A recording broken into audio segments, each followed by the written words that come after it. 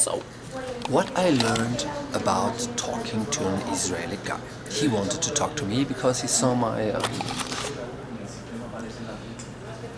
he saw this.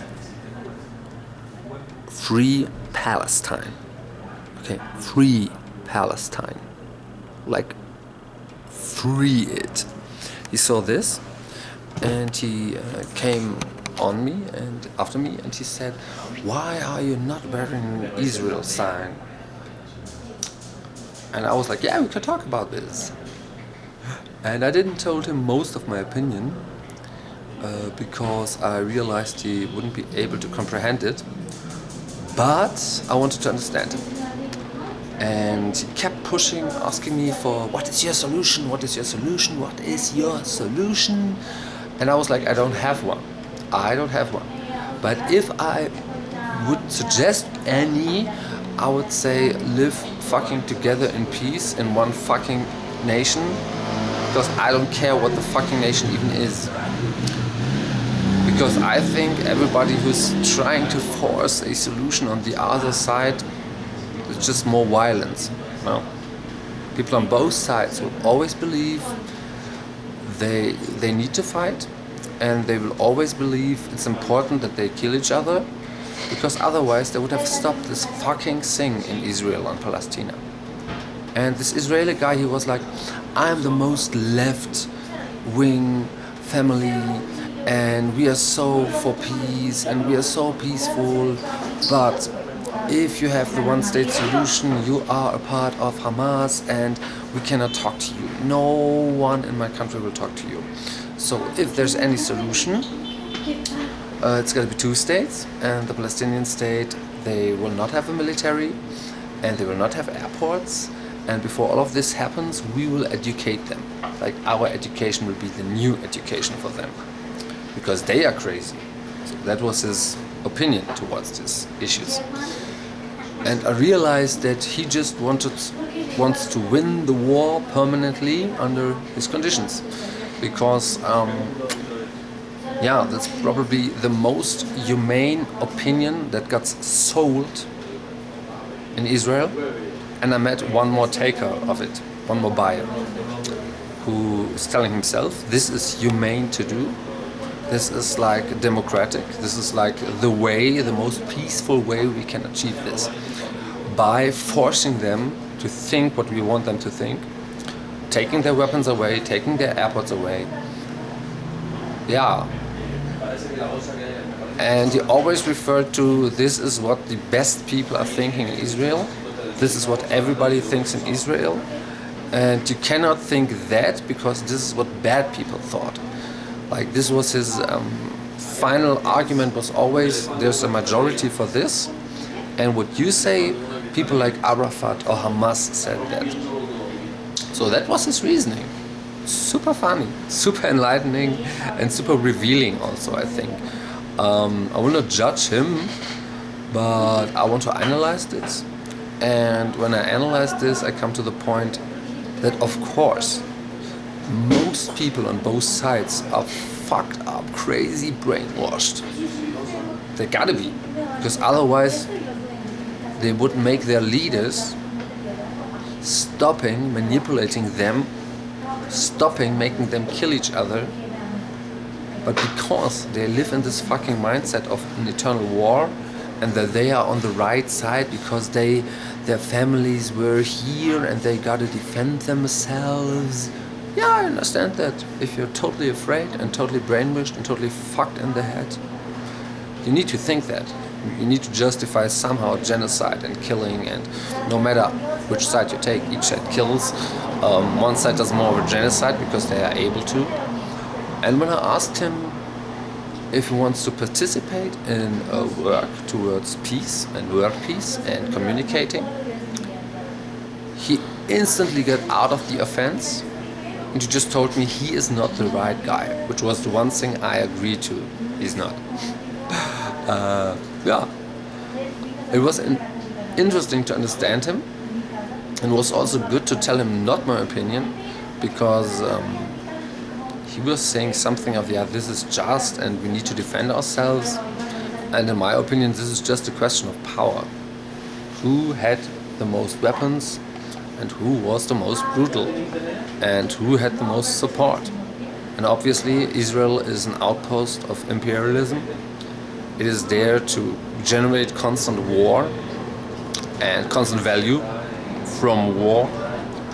And therefore, yeah, because this is the simple fucking truth, I recommend to watch a documentation I just saw, Palestina Genocidia y Resistencia. Still, the guy is better than his parents was. Also, he was with his father and another guy, and they just saw my flag. They instantly stopped talking to me and they left. I think the same day or the next day. This guy at least stayed and stood his ground, even though his mind was not able to move one tiny bit. He told me that my mind would also not move a bit, but it moved, because I saw that if you want to reach these people, you cannot go for the arguments, you can simply go for human rights. This is everything. You gotta go for human rights, you gotta tell them you need to step over your shadow. Otherwise it will not be possible. If you say to them, yeah, we will listen to what you have to say, you can do that, but it will always be 99% indoctrination and a cycle that justifies itself. So at least that was this guy did, and it confirmed to me that they all have a bad consciousness about what's happened, because they know it was a big fucking robbery, and it got passed on, that bad feeling, and as a reaction they go to the offense. Yeah, super sad, and I hope not everyone is like that, but this guy was like that cliche 100%. So I will keep on continuing to work for peace, for human rights, and now if anybody asks me, now my new solution would be the United Nations needs to take both of your weapons, and they need to shut down both of your propaganda line-ups, Palestinian and the Israeli side, and we need to send in a lot of blue helmets, and yeah, that's fucking it. Just demilitarize the whole area, because otherwise, no, the normal people there, they don't seem to be ready to change one fucking thing. Sadly so. I tried to just analyze, not to judge, but this is my impression. And I hope there are people out there that do not think like that. Thank you for listening. Love, peace and resistance are very important things. And I don't even think the Israeli mindset is the evil one here. I think both sides, most of the population, they have a crazy, fucked up, brutal, stupid mindset, because that's how you need to roll when you live in 60 years of war and genocide, in a relationship of war and genocide. It's not beautiful, but I think other people have to face it, so we can stop to be naive and can start to decide as a world, if we had fucking working United Nations and not the United Nations of terrorism. If we had working United Nations, we could force a solution on areas like this, which is brutal also, but the forced solution would be a policy of non-violence, complete. So that would at least stop the killing, and maybe over time start the healing. I'm not a politician, I don't have like the solution, I'm not even claiming it. But obviously, as long as there's imperialism and the elites push a warful solution and push violence, normal people, as left as they claim to be, or peaceful, they will just be victims of this system.